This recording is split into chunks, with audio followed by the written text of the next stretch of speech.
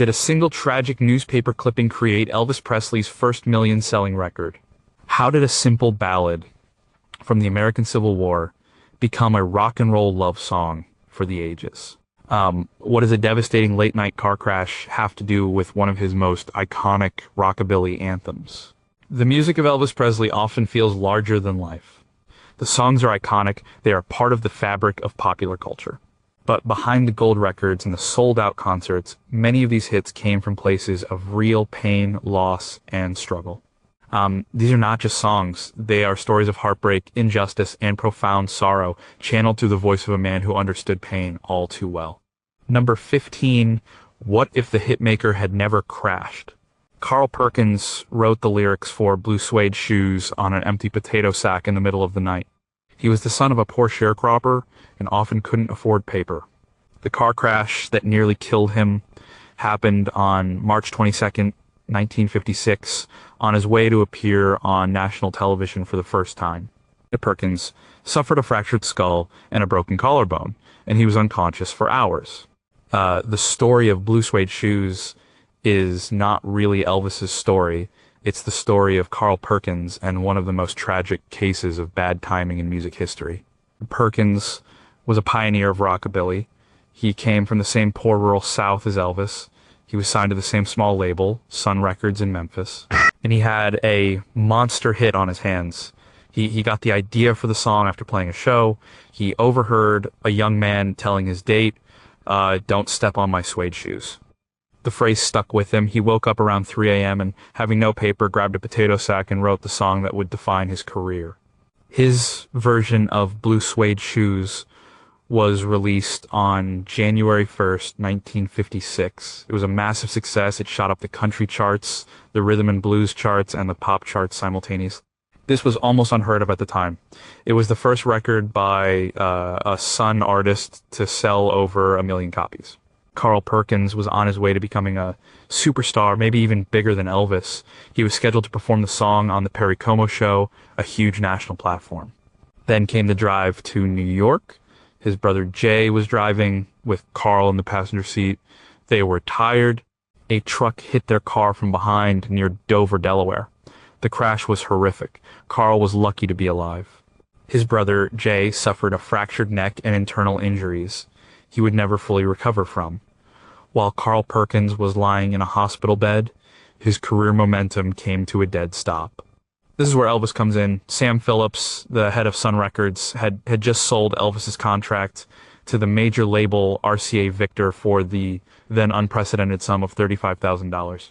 RCA wanted Elvis to record Blue Suede Shoes. Elvis was reluctant. He knew it was Carl's song. He considered Perkins a friend and a peer. He said, "I don't want to step on Carl's toes." But the label insisted. They saw a guaranteed hit. So just a few days after Perkins' single was released, Elvis recorded his own version on January 30th, 1956. Elvis held off on releasing his version as a single. He wanted to give Carl's record a chance to climb as high as it could. But the momentum was unstoppable. Elvis performed the song on television. His version was faster, more aggressive, and it became a signature part of his early, rebellious image. While Carl Perkins was recovering, Elvis's Blue Suede Shoes was taking over the world. It became a top 20 hit, but more importantly, it was the opening track on his debut album, Elvis Presley, which sold millions. For many people, it became an Elvis song. The tragedy is what was lost. Carl Perkins never regained the momentum he had before the crash. He continued to write and perform, and he was deeply respected by other musicians like the Beatles, who covered his songs. But the superstardom that seemed within his grasp vanished on that dark highway. He watched from a hospital bed as his friend took his song and became the biggest star in the world. There was no animosity between them. Elvis always gave Perkins credit, but the financial and cultural reality was stark. The car crash didn't just injure Carl Perkins, it rerouted the course of rock and roll history, turning a potential king into a beloved but secondary figure, all because of one tragic night. Number 14, Could a Prayer Languish, for 15 years. The song Crying in the Chapel was a hit for Elvis in 1965, but it was originally recorded in 1953, 12 years earlier. The original artist, Daryl Glenn, saw his version flop. It failed to chart. The songwriter, his father, Artie Glenn, wrote the song after a serious spinal operation, praying in a hospital chapel for his recovery. The story behind Crying in a Chapel is one of faith, patience, and the long, often heartbreaking road a song can travel. It began not in a recording studio, but in a place of fear and hope. Artie Glenn was facing a debilitating back surgery. The prognosis was not good. Frightened, he went to the chapel to pray. He promised that if he could walk again, he would write a song of thanks. He recovered, and he kept his promise. He wrote Crying in the Chapel. He gave the song to his son, Daryl, to record. Daryl was a young country singer. He recorded it with his band, the Rhythm Riders. The record was released on the Valley Records label. Nothing happened. It got very little airplay. It was a commercial failure. The heartfelt prayer that had become a song seemed destined for obscurity. But then a strange thing happened. Other artists started to hear it. June Valley recorded a version, and it became a top 5 hit. Then Rex Allen, a famous singing cowboy, recorded it, and his version also became a top 10 hit. The song was a success, but not for the family that created it. The Glens had a minor country hit with their version, but the pop world was dominated by other interpretations. The story could have ended there, but in 1960, Elvis was in a recording session for his gospel album, His Hand in Mine. After the official session ended around 4 a.m., he and his band started jamming on old songs they loved. They were loose, just, playing for fun. Someone suggested Crying in the Chapel. They recorded a few takes. Elvis's version was raw and emotional. It had a different feel from the more polished pop versions, but RCA executives decided it didn't fit the gospel album. So they shelved it, they put it in the vault, and forgot about it. For 5 years, one of Elvis's most soulful vocal performances sat on a shelf unheard. The tragedy here is the artistic waste. A beautiful recording, a moment of spontaneous creation, was deemed not commercial enough and locked away. Meanwhile, Elvis's career was moving into his Hollywood phase. He was making movies and recording soundtrack albums that he often disliked. His creative spark was being dulled by commercial demands. In 1965, RCA was looking for a single to release around Easter. An executive named Harry Jenkins was digging through the archives and stumbled upon the forgotten recording of Crying in the Chapel. He listened to it and knew it was special. He decided to release it 5 years after it was recorded. The timing was perfect. The song, with its themes of faith and redemption, resonated with the public. It shot to number 3 on the Billboard Pop chart. It became a massive international hit, reaching number 1 in the United Kingdom and several other countries. It was Elvis's biggest hit in 2 years and revitalized his chart presence. For Artie Glenn, the songwriter, it was the ultimate validation of the prayer he had made in a hospital chapel more than a decade earlier.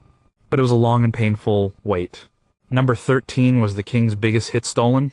Big Mama Thornton was paid a flat fee of $500 for her original 1952 recording of Hound Dog.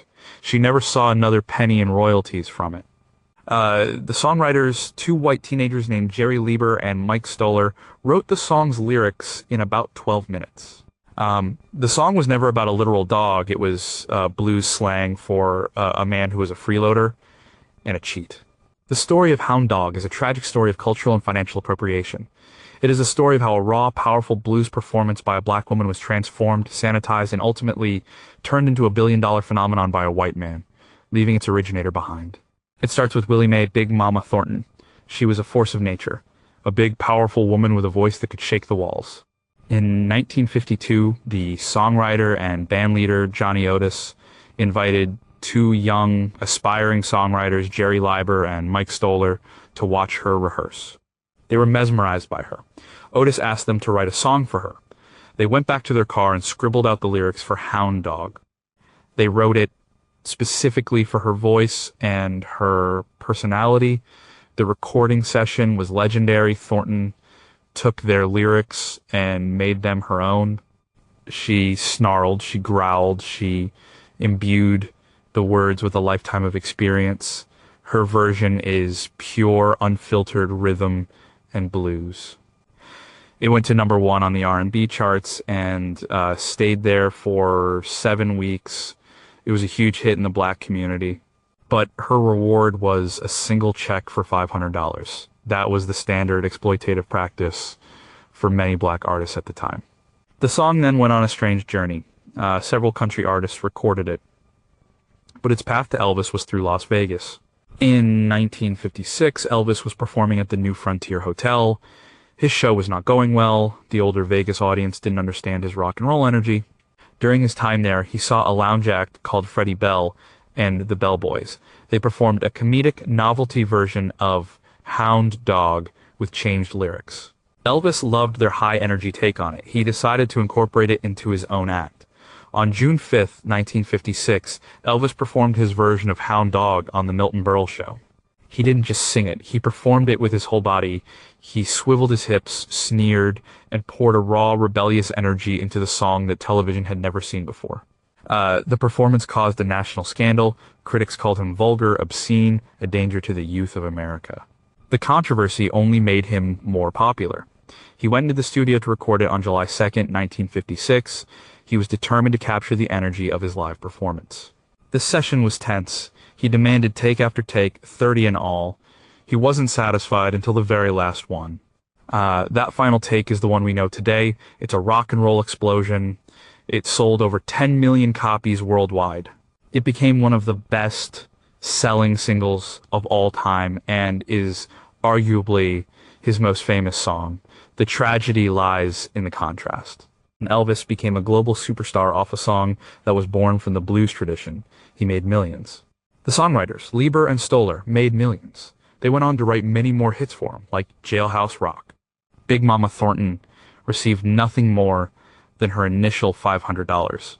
She continued to perform in blues clubs for the rest of her life, often in poverty. She once said, "That song is my song. They took it from me." Her story is a painful example of the racial inequalities that were built into the foundation of the music industry. Elvis didn't steal the song maliciously. He was part of a system that allowed it to happen. But the result was the same. A pioneering black artist was written out of her own success story. Number 12, how does a man pleading for his life become a pop anthem? The powerful final verse of "You Gave Me a Mountain" describes a man contemplating his own death, speaking to God. The songwriter Marty Robbins wrote the song in a single airplane flight between Phoenix and Los Angeles. Elvis Presley heard the song and immediately identified with its themes of immense personal burden and betrayal. He felt it was his own story. This song is about the crushing weight of life's tragedies piling up on one person. It's a story of profound loss. Marty Robbins, a successful country star in his own right, wrote it from a deeply personal place, channeling feelings of struggle and despair. The lyrics are a catalog of pain. A father who dies just when he's needed. A lover who leaves with his child. Friends who betray him. The final verse is a desperate cry, a man standing on the edge listing his sorrows to his creator. When Elvis first heard the song in the late 1960s, he was at a low point. His movie career was ending. His musical relevance was in question. And his personal life was beginning to unravel. His marriage to Priscilla was under strain. He was increasingly isolated by his fame and surrounded by an entourage that insulated him from reality. He felt the weight of the world on his shoulders, the responsibility of providing for his entire extended family, the constant pressure to perform, the loss of his own freedom. He heard Marty Robbins' song and felt an immediate gut-level connection. This wasn't just a song to him, it was a confession. He started performing it live in 1969 during his triumphant return to the stage in Las Vegas. His performances of "You Gave Me a Mountain" were not just singing. They were theatrical, emotional exorcisms. He would act out the lyrics, his voice filled with a genuine anguish that was almost uncomfortable to watch. When he sang the line, "She took my one ray of sunshine, she took my pride and my joy, she took my reason for living, she took my small baby boy," the audience could feel his own fear of losing his daughter, Lisa Marie. The tragedy is how the song became a self-fulfilling prophecy for him. As the 1970s progressed, his life began to mirror the song's lyrics more and more closely. His marriage did end. Priscilla left him in 1972, taking Lisa Marie with her. This was a devastating blow from which he never truly recovered. His health began to decline due to his abuse of prescription drugs. He felt betrayed by friends who wrote tell-all books about him. The mountain of burdens in the song became his reality. His live performances of the song became even more intense, more desperate. He wasn't just singing Marty Robbins' words anymore, he was singing about his own life. The song became a staple of his concerts until his death. It was a way for him to publicly process his pain. It was a cry for help disguised as a power ballad. The audience would roar with applause, thrilled by the emotional spectacle. But what they were cheering for was a man falling apart in front of them, using a borrowed song to tell them about his own very real and very tragic mountain of pain. Number 11, Can a Song Be a Goodbye? Letter You Never Meant to Send. When Elvis recorded Separate Ways in March 1972, his wife Priscilla had moved out of their home just 1 month earlier in February 1972. The songwriters Red West and Johnny Christopher wrote the song specifically for Elvis after seeing how devastated he was by the separation. Red West was one of Elvis's oldest friends and a member of his Memphis Mafia. Separate Ways is one of the most painfully direct songs in Elvis's catalog. It's not a metaphor. It is a raw, undisguised document of a marriage ending. The tragedy is not just in the lyrics, but in the timing and the people involved. Red West had known Elvis since they were teenagers. He was part of Elvis's inner circle. He was there for the courtship with Priscilla, the wedding, the birth of their daughter. He witnessed the fairy tale, and now he was witnessing its collapse. He saw his friend in agony. Elvis was heartbroken, confused, and lost. The separation hit him harder than anything in his life, except perhaps the death of his mother. West, wanting to help his friend process the pain, sat down with another writer and channeled that heartbreak into a song. The lyrics are simple and brutal. We can't go on together with suspicious minds. A direct nod to one of his biggest hits, now twisted into a statement of failure. Someday, when she's older, maybe she will understand why her mom and dad are not together. This line about their daughter, Lisa Marie, was a knife to the heart. Elvis knew he had to record it. It was too real not to. The recording session at RCA's Studio C in Hollywood must have been incredibly difficult. He was singing words written by his best friend about the most painful event in his adult life just weeks after it happened. There was no emotional distance. His vocal performance is subdued, filled with a quiet resignation and a deep sadness. It's not the powerful, bombastic Elvis of the stage. It's the voice of a man who has been defeated by love. The song was released as a single, paired with Always on My Mind on the B-side. It was a moderate hit. But its real significance is not in its chart position. It is a timestamp of Elvis's emotional state. It marks the moment when the private pain of Elvis Aaron Presley became public record. After the separation, many believe Elvis began a slow downward spiral from which he never recovered. He masked his pain with food, prescription drugs, and the adoration of his fans. But the wound of his broken family never healed. The tragedy of Separate Ways is its brutal honesty. It's a song of failure. Failure to keep a promise, failure to hold a family together. And for Elvis, a man who had conquered the world, this personal failure was the one he couldn't overcome. Every time he sang that song, he was reliving the moment he lost his family. And Red West, the friend who wrote it to help him, would later be fired by Elvis's father in 1976. This led to West co-authoring the tell-all book Elvis What Happened, a book that exposed Elvis's drug use and further deepened his despair just weeks before his death. The song was a prelude to a decade of pain and a friendship that would also end in tragedy. Number 10 is A Love Song More Painful When It's Too Late. Elvis recorded his version of Always on My Mind on March 29th, 1972, less than 2 months after his separation from Priscilla. The session took place during the same 3-day period as the recording of Separate Ways. The song was not written for him, but he sang it as if it were his own personal apology. The story of Always on My Mind is a classic tale of regret. The lyrics speak of a love that was neglected, of not appreciating someone until they're gone. Maybe. I didn't treat you quite as good as I should have. Little things I should have said and done. I just never took the time. For Elvis, in the raw aftermath of his marriage ending, these words were a perfect expression of his own guilt and sorrow. The song was written by Johnny Christopher, Mark James, and Wayne Carson. Wayne Carson reportedly wrote most of it in about 10 minutes at his kitchen table in Missouri. He was struggling with the bridge of the song. He called up his co-writer Johnny Christopher, who was in the middle of a recording session with a young Bobby Womack.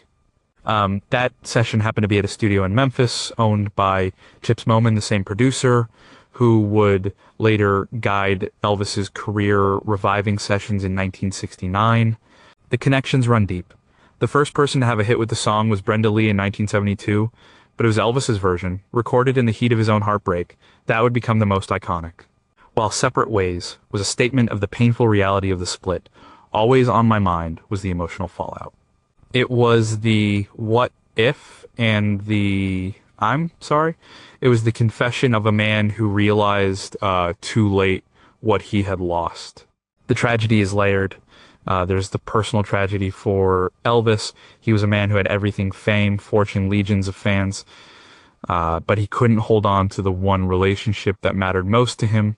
His touring schedule, his entourage, his prescription drug use, and his own infidelities had created a chasm between him and Priscilla that could not be bridged. This song was his way of trying to say all the things he should have said when they were together. There's also a commercial tragedy in a way. The song was released as the B-side to Separate Ways. In the music industry, the A-side is the song the record label is promoting. The B-side is often an afterthought. Despite this, Always on My Mind got significant airplay. It became a beloved song. Many people felt it was the stronger of the two. In the UK, the single was flipped, and Always on My Mind became the A-side and a top 10 hit.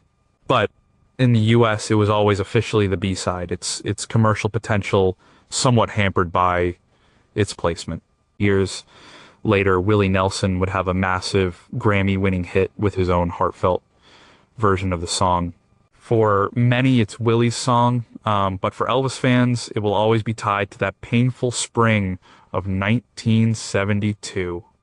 It is the sound of a king admitting his failures, a public figure revealing his private regrets. It's a beautiful, sad song, made all the more poignant by the real-life tragedy that Elvis poured into every note. Number 9, what happens when a song about unity highlights division. An American trilogy is not one song, but a medley of 3. It combines Dixie, the anthem of the Confederacy, with the battle hymn of the Republic, the anthem of the Union, and a spiritual called All My Trials. Elvis first heard this arrangement performed by the country soul singer Mickey Newbury. The first time Elvis performed it live was in February 1972.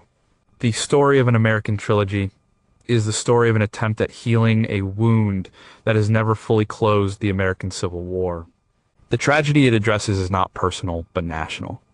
The medley was arranged by Mickey Newbury during a period of intense social and political division in the late 1960s, with the Vietnam War and the Civil Rights Movement tearing the country apart.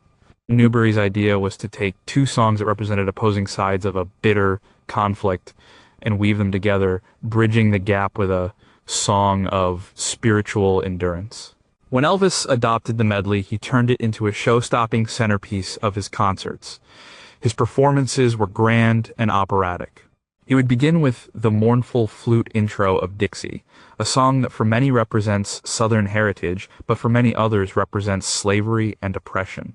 Then, the arrangement would swell, and the orchestra would crash into the triumphant martial strains of the Battle Hymn of the Republic. Finally, it would resolve into the gentle, hopeful prayer of All My Trials. The performance was pure spectacle, complete with a full orchestra, a choir, and a dramatic finish. Elvis, a Southerner from Tupelo, Mississippi, surely felt a deep connection to the material. He was trying to make a statement about unity and reconciliation.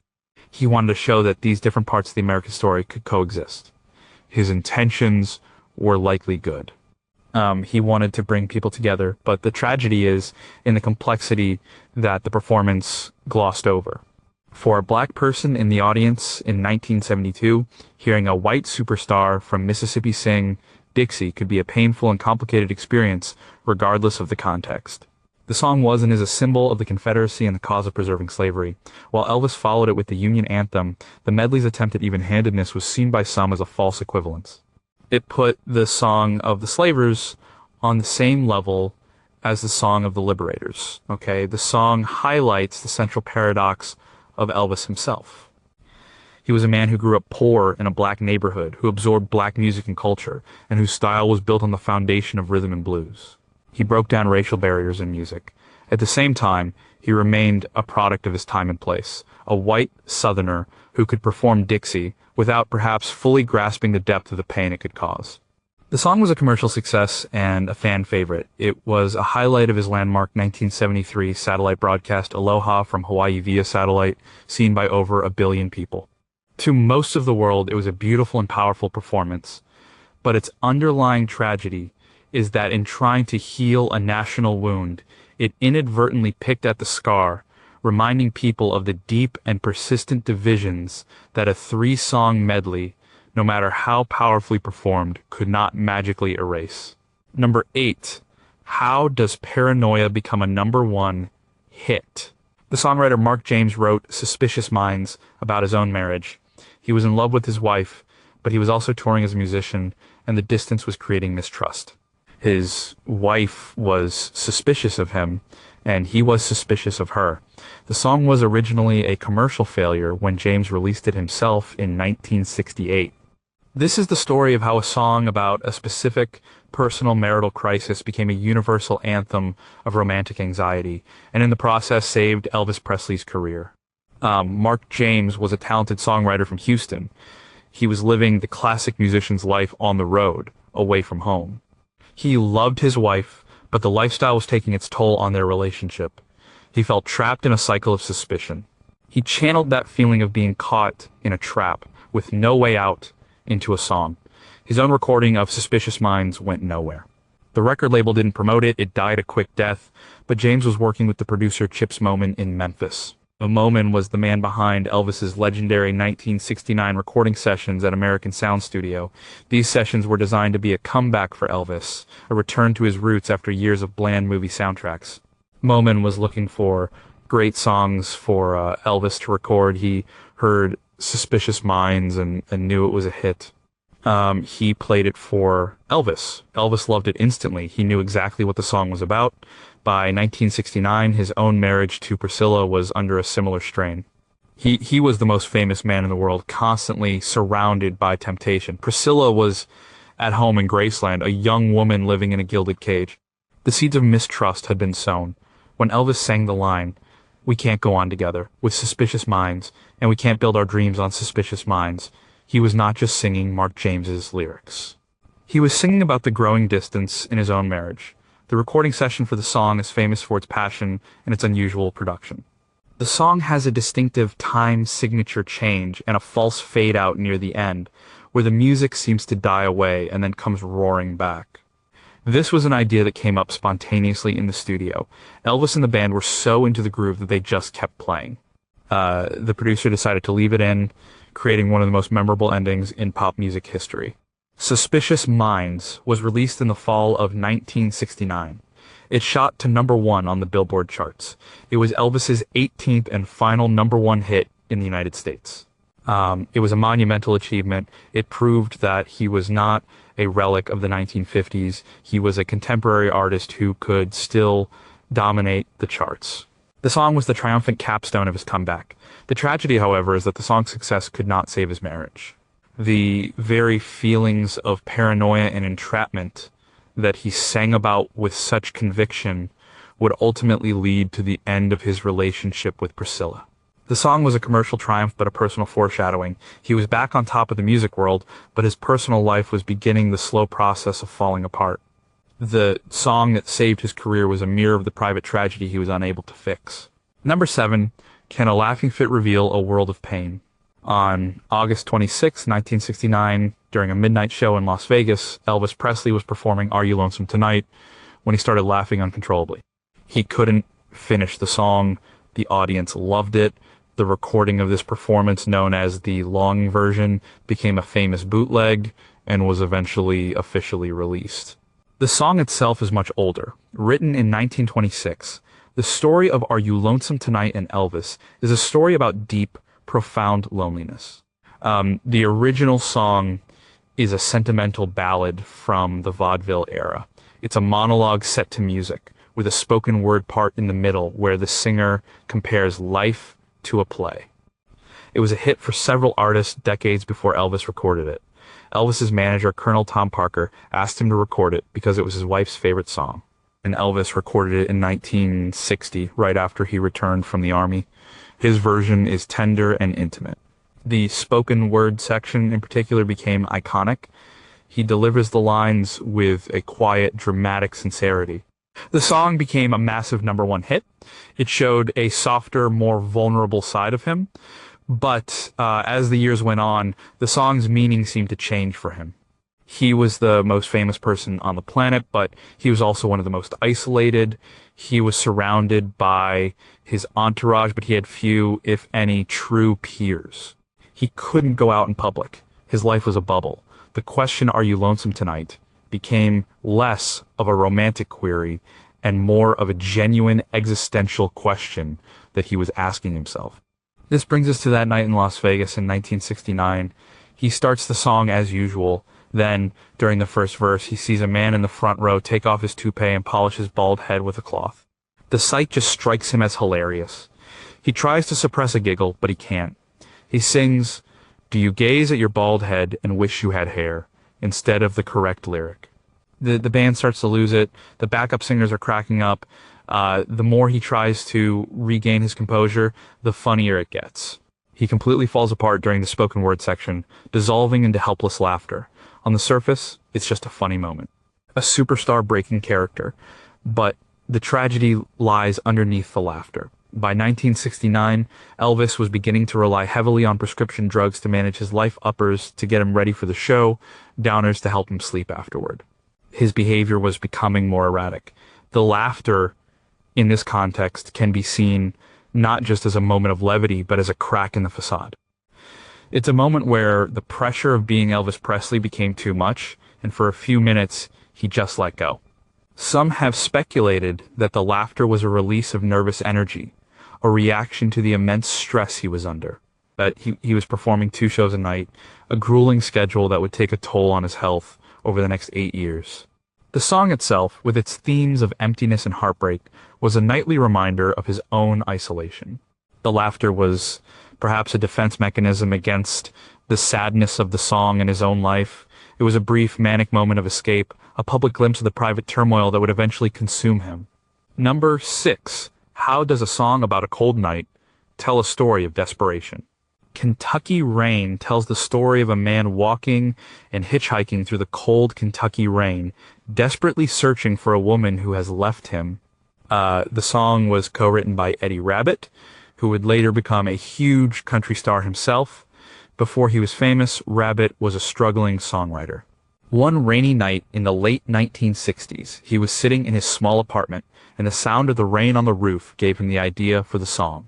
This song is a miniature movie, a short, tragic film set to music. It's a story of pure, frantic desperation.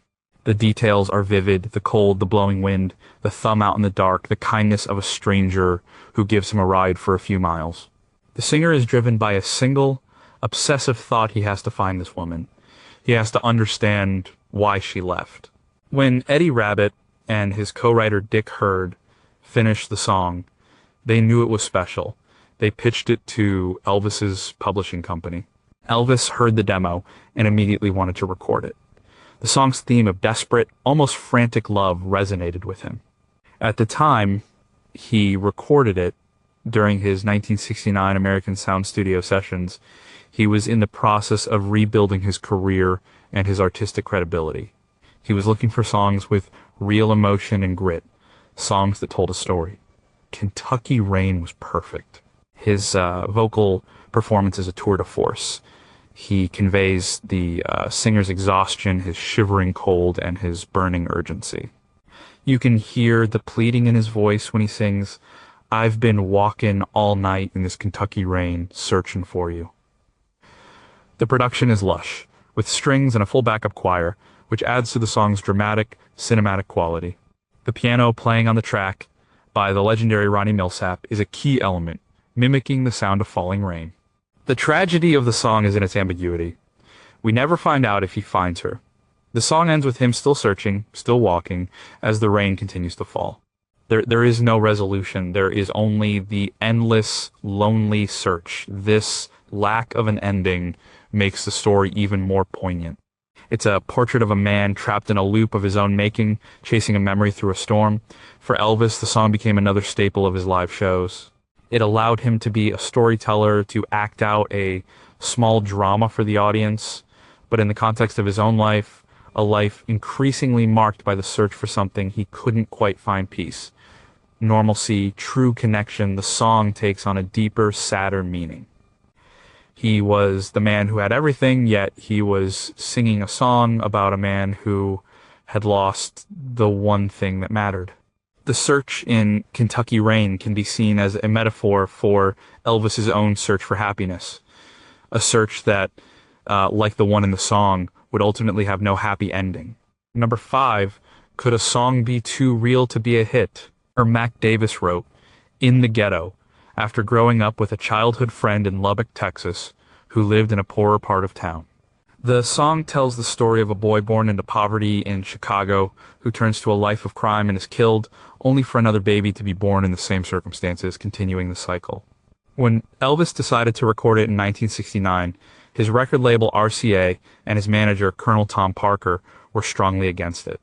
They thought a message song about social problems would alienate his conservative fan base and damage his image. The story of In the Ghetto is the story of Elvis taking a major risk for the sake of a song he believed in.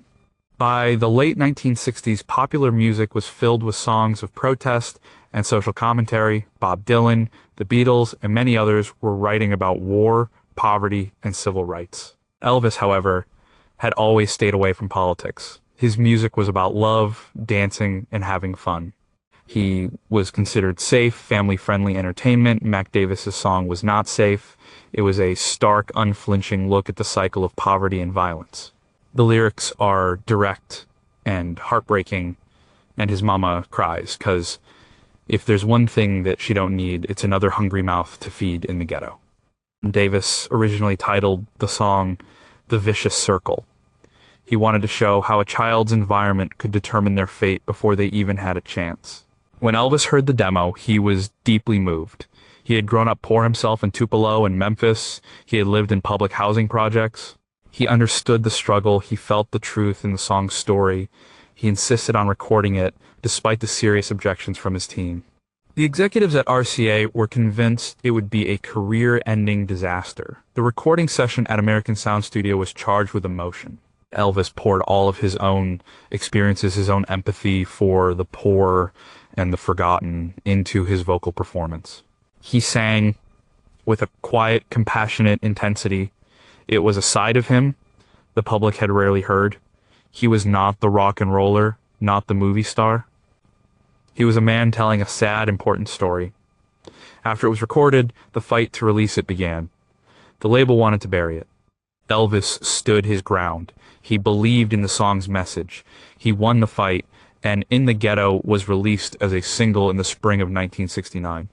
The risk paid off. The song was a massive hit, reaching number 3 on the charts. It was praised by critics for its bravery and its social conscience. It proved that Elvis was more than just an entertainer. He was an artist with something to say. The tragedy, of course, is the one described in the song itself. The vicious cycle of poverty is real. The song's story was not fiction, and while the song was a huge success and raised awareness, the problem it described continued. The deeper tragedy, perhaps, is that this was one of the very few times Elvis used his immense platform to address a serious social issue. He had the power and the credibility to say more, but for the most part, he was kept in a safe commercial bubble by his management. In the Ghetto is a powerful, tragic song, but it's also a glimpse of a more socially conscious artist that Elvis could have been. Number 4, What does a dying man sound like? On June 21st, 1977, during what would be his last ever television special, Elvis Presley sat at a piano and sang Unchained Melody. He was overweight, visibly ill, and sweating profusely. His body was failing, but his voice was still powerful and full of emotion. He died less than 2 months later on August 16th, 1977. This performance is widely considered to be his last great moment on film. The story of this performance is a tragedy in slow motion. Unchained Melody was written in 1955 for a little-known prison movie called Unchained. It became a huge hit for several artists, most notably the Righteous Brothers in 1965. It's a song of intense longing, a prayer from someone who is separated from their love. By 1977, Elvis was a shadow of his former self. Years of prescription drug abuse, a terrible diet, and the relentless pressure of touring had destroyed his health. He was only 42 years old, but he looked much older. He was often bloated and unwell. His live shows had become erratic. Sometimes he was brilliant, but other times he was forgetful, slurring his words and going through the motions. The TV special, called Elvis in Concert, was an attempt to capture the magic one last time. But the cameras could not hide his shocking physical decline. The special was filmed over 2 nights. On the second night in Rapid City, South Dakota, something extraordinary happened. Elvis, against the advice of his band who worried he was too weak, decided to sing Unchained Melody at the piano. He rarely played piano on stage. This was a raw, spontaneous moment. The footage is almost unbearable to watch. He is clearly in distress. He has to read the lyrics from a sheet of paper, but when he starts to sing, the voice that comes out is astonishing.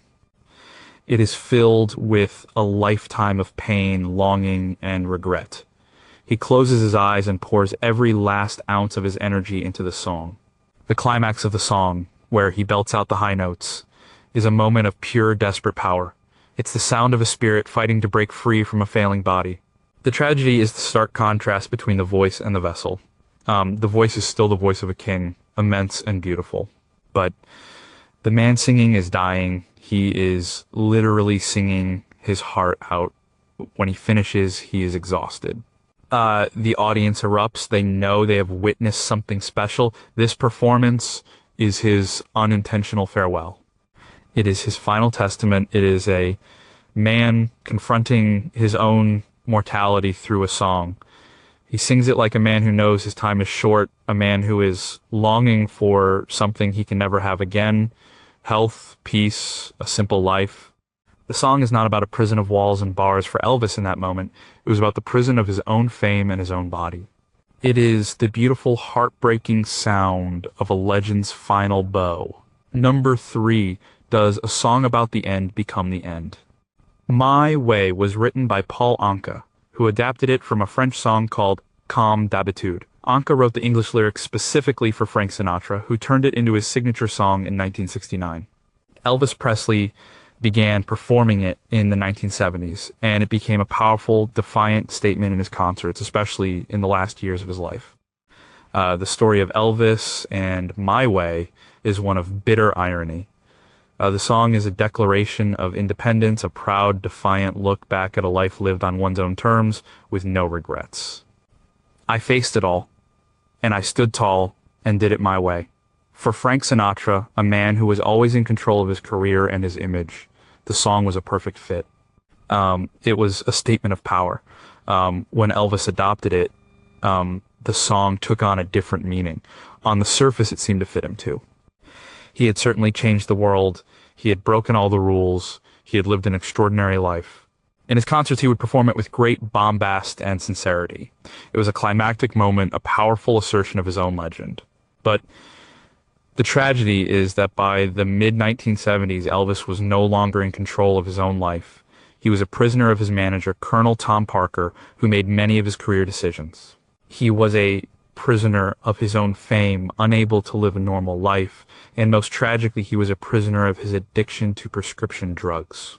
His life was not being lived, his way at all. It was being dictated by his handlers, his doctors, and his addictions. The song became a lie that he told himself and his audience every night. He was singing about having no regrets, but his life was filled with them. He regretted not being able to pursue more serious acting roles. He regretted the years he spent making mediocre movies. He regretted the loss of his family. He sang, "The record shows I took the blows." And it was true. He had taken many blows from critics, from the establishment, from his own personal demons. But the idea that he had emerged triumphant and in control was a fantasy. His father, Vernon Presley, said that Elvis came to dislike the song because he felt it was too boastful. But he kept singing it because the fans loved it. They saw it as his anthem. They didn't see the tragic irony. They didn't see the man who was losing control while singing about being the master of his fate. The ultimate tragedy is that the song has become inextricably linked with his death. It's often played at tributes and retrospectives. It is seen as a summary of his life, but it's a summary that leaves out the most painful parts. It's the public myth, not the private reality. Elvis did not die his way. He died young, in poor health, and in a state of deep personal unhappiness. The song is a beautiful, powerful illusion, a final piece of stagecraft from a man whose real life had become a tragedy he could no longer control. Number 2, how did a war song become a love song? "Love Me Tender" was the title song for Elvis's first movie in 1956. The melody, however, is not original. It is the melody of a much older song called "Ora Lee," which was written in 1861. "Ora Lee" was a popular song among soldiers on both sides of the American Civil War. The story of "Love Me Tender" is a story of how a melody born from a time of national tragedy was repurposed into a gentle ballad that cemented a new kind of stardom. The original song, "Ora Lee," is a sentimental parlor song about a beautiful maiden. It was written by George R. Poulton and W. W. Fosdick just as the Civil War was beginning. Its gentle, haunting melody made it a favorite in the army camps. It was a song of longing for home, for peace, and for loved ones left behind. Soldiers from the North and the South would sing it to comfort themselves in the face of the horrors of war. The melody itself is steeped in the sorrow and nostalgia of that terrible conflict. Fast forward nearly a century to 1956. Elvis Presley was the biggest new star in music. Hollywood came calling. He was cast in a Western drama originally titled The Reno Brothers. The producers wanted him to sing in the movie. They needed a ballad. A songwriter named Ken Darby was tasked with finding a suitable melody. He knew that "Ora Lee" was in the public domain, meaning he wouldn't have to pay royalties for using the music. He took the Civil War era melody and wrote new lyrics to it. "Ora Lee" became "Love Me Tender." Elvis was credited as a co-writer on the song, along with Darby's wife, Vera Matson. This was a common practice arranged by Elvis's manager. It ensured Elvis received a share of the publishing royalties. In reality, Elvis did not write the lyrics or the music. He recorded the song in August 1956. His performance is incredibly simple and sincere. It's just his voice and an acoustic guitar. It's a world away from the aggressive rock and roll of Hound Dog or Heartbreak Hotel. He performed the song on The Ed Sullivan Show about a month before the movie was released. The public reaction was unprecedented. RCA Records received over 1 million advance orders for the single, a first in the industry. It went to number 1 before the movie even hit theaters. The film's title was changed from The Reno Brothers to "Love Me Tender" to capitalize on the song's massive success. The tragedy is a subtle one. It is the tragedy of historical memory being erased. A melody that once provided solace to soldiers dying on the battlefields of Antietam and Gettysburg was stripped of its original context. Its association with the nation's bloodiest conflict was forgotten. It was transformed into a commercial product, a theme song for a teen idol. The deep historical sorrow embedded in the notes was paved over with a new, simpler meaning. "Love Me Tender" is a beautiful love song. Elvis's performance is iconic, but its creation is a stark example of how popular culture can absorb and sanitize history. The haunting melody that once echoed in military camps, a reminder of a divided nation and immense loss of life, became the soundtrack to Elvis's first on-screen kiss. The tragedy is not in the song itself, but in the story that was lost when it was reborn. Number 1, Can Loneliness Kill? Elvis Presley's first national number 1 hit, Heartbreak Hotel, was inspired by a short article in the Miami Herald. The article described a lonely, unnamed man who had taken his own life in a hotel room. He left behind a one-line note that read, "I walk a lonely street." The story of Heartbreak Hotel is the story of turning a small, bleak tragedy into a work of art that would change the world. The song was written by Mai Boren Axton, a high school teacher and part-time songwriter, and Tommy Durden, a steel guitar player. Axton, known as the Queen Mother of Nashville, was a mentor to many young artists. In 1955, Durden showed her the newspaper clipping about the lonely man. The phrase, "I walk a lonely street," struck them both. They imagined a place at the end of that lonely street. A place where all the broken-hearted people go. They called it Heartbreak Hotel. They wrote the song in about an hour. The lyrics are dark and filled with imagery of despair. The desk clerk's dressed in black. The bellhop's tears keep flowing. This was not a typical pop song for 1955. It was stark, minimalist, and bluesy. It sounded like nothing else on the radio. Axton had a connection to Elvis. She promised him she would write him a million-selling song. When she and Durden finished Heartbreak Hotel, she knew this was the one. She played it for him in November 1955. Elvis loved it. He immediately knew he had to record it. He recorded it on January 10th, 1956. It was his first recording session for his new label, RCA. The executives at RCA hated it. They thought it was morbid and strange. The sound was echo-heavy and eerie. It didn't sound like the rockabilly kid they thought they had signed.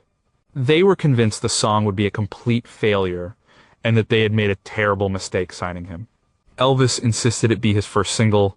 He was right. The song was released, and at first, it was slow to catch on. But his electrifying television performances, where he snarled and shook and became a vessel for the song's dark energy, propelled it up the charts.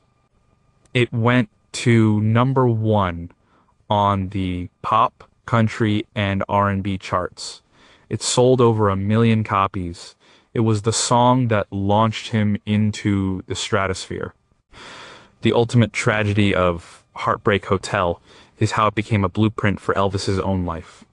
The song is about profound isolation. It describes a place where people are so lonely that they are broken. As Elvis became more famous, he became more isolated. He built his own Heartbreak Hotel around himself at Graceland. He was surrounded by people, but he was deeply, crushingly lonely. The lonely man, in the newspaper article, walked a lonely street, and in the end, so did Elvis. The song that made him a superstar was a prophecy of his own fate. He would spend the rest of his life at the end of that lonely street, a place of immense fame and immense sorrow. He was the king of a kingdom of one, forever trapped in the very hotel he had described to the world in his first great tragic hit. The unnamed man in the Miami hotel room died of loneliness, a fate that would, in a way, eventually claim the most famous man in the world.